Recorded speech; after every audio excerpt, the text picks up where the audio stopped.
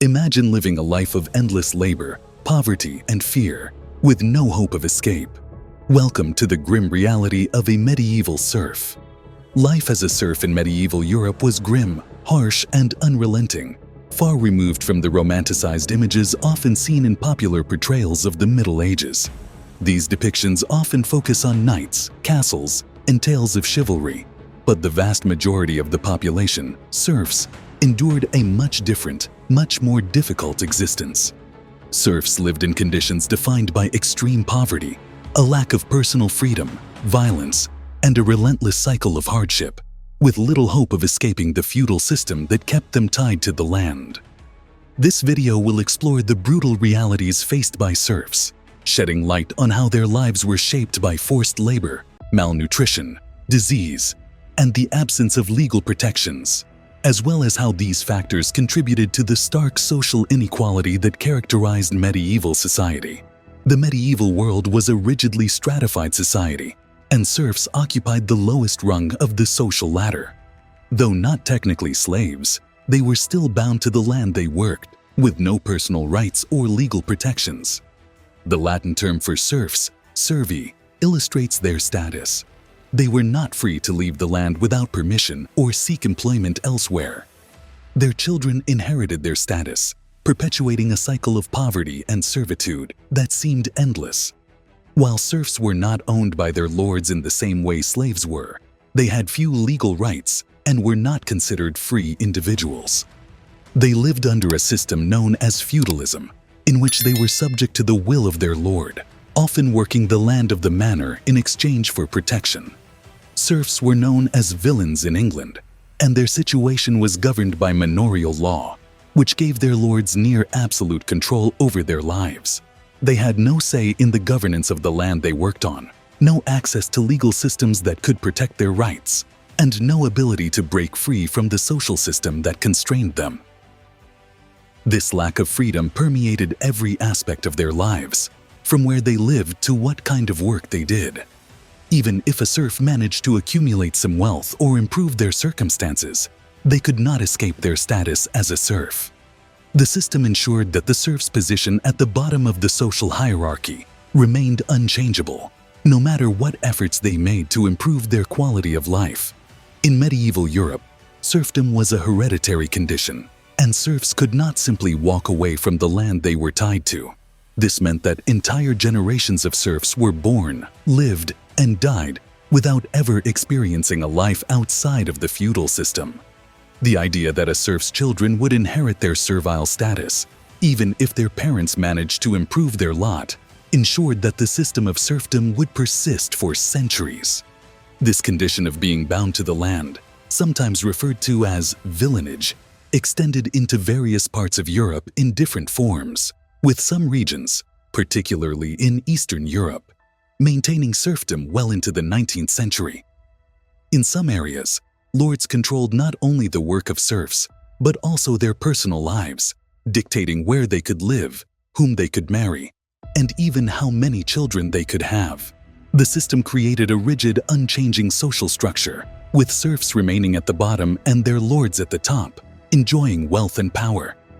Though the conditions of serfdom varied depending on region and time period, the overarching theme was a lack of freedom and the perpetual subjugation of those bound to the land. The work that serfs performed for their lords was backbreaking and relentless. Known as Corvée labor, this forced work often took up the bulk of a serf's time, leaving little opportunity for them to work their own land or care for their families. Serfs were expected to perform a variety of tasks for their lords, including plowing fields, harvesting crops, constructing infrastructure like roads and bridges, and even maintaining the lord's estate. This mandatory labor was essential to the functioning of the feudal system, as the lords relied on the labor of their serfs to maintain their wealth and power. However, this meant that serfs had little time or resources to provide for themselves. The labor they did for their lords was often grueling, and failure to complete it could result in harsh punishments, fines, or additional burdens. In addition to the forced labor, serfs often lived in extreme poverty. The land they were permitted to cultivate for themselves was often poor in quality, making it difficult to grow enough food to feed their families. While some serfs were allocated small plots of land, these plots rarely provided enough to support a family. This type of subsistence farming meant that many serfs struggled to produce enough food to meet their basic needs, let alone thrive. Bread made from barley or rye and a few root vegetables were the staples of their diet. Meat was a rare luxury that most serfs could not afford, and malnutrition was widespread. Even during the best of times, it was difficult for serfs to survive on the small amounts of food they could produce, and periods of famine only worsened their situation. Chronic malnutrition and poor living conditions led to a high risk of disease and injury among serfs. Their homes were often simple huts, and many lived in squalid, overcrowded conditions, sometimes even sharing their living space with livestock to help stay warm during the winter months. These unsanitary conditions made it easy for diseases like dysentery, typhus, and pneumonia to spread rapidly through serf communities. The risk of disease was especially high during times of famine, when malnourished bodies were less able to fight off illness. Injuries were also a common occurrence, as serfs worked with primitive tools and under dangerous conditions. Even a minor injury could prove fatal, as medical care was scarce and rudimentary at best. The arrival of the Black Death in the mid-14th century only compounded the difficulties faced by serfs. The plague decimated the population of Europe, killing millions and leaving many villages empty. As entire communities were wiped out by the disease, fields were abandoned, and the labor shortage created by the death toll temporarily gave surviving serfs some leverage. However, the overall conditions remained grim, as the serfs who survived still had to contend with violence, disease, and the ever-present threat of injury. Despite any temporary improvements in their situation, the long-term challenges of living as a serf persisted. Violence was a constant threat in the lives of medieval serfs. Lords, overseers, and other authorities often used physical force to maintain control over their laborers. Beatings, whippings, and other forms of physical punishment were common for serfs who failed to meet their obligations or disobeyed their lords. The system of manorial justice allowed lords to administer punishments without any oversight, and these punishments were often brutal and swift. This climate of fear was further compounded by the exploitation of female serfs, as some lords misused their power to exert control over women. The supposed custom of droit du seigneur, or ius primae noctis, allowed lords to claim certain privileges over women, especially on their wedding night, though the historical accuracy of this practice remains debated. Even if the specifics of the custom are uncertain, the fear it instilled in serfs is undeniable, and it serves as a reflection of the broader power imbalance that defined the feudal system. Personal relationships, including marriage, were also heavily regulated by the lord.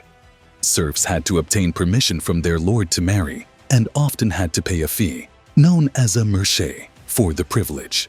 The lord had a vested interest in ensuring that serfs remained on his land, and marriages were seen as a means of maintaining the labor force.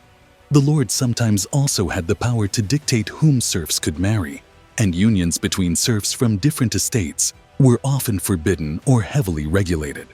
This system served to reinforce the rigid social order and ensure that serfs remained subjugated. Despite the endless hardships, serfs were essential to the functioning of medieval society.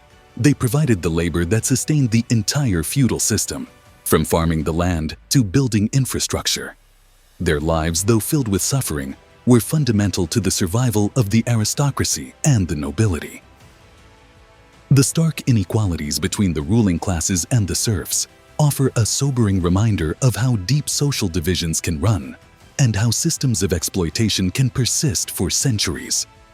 The history of serfdom is a testament to the enduring struggle of those at the bottom of the social hierarchy, and an important reminder of the vast inequalities that have shaped human history. By understanding the plight of the serfs, we gain valuable insights into the harsh realities of the medieval world and the social structures that governed it.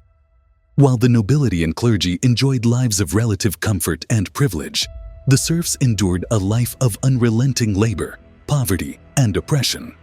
Their lives were defined by their lack of freedom, the constant threat of violence, and the ever-present struggle for survival.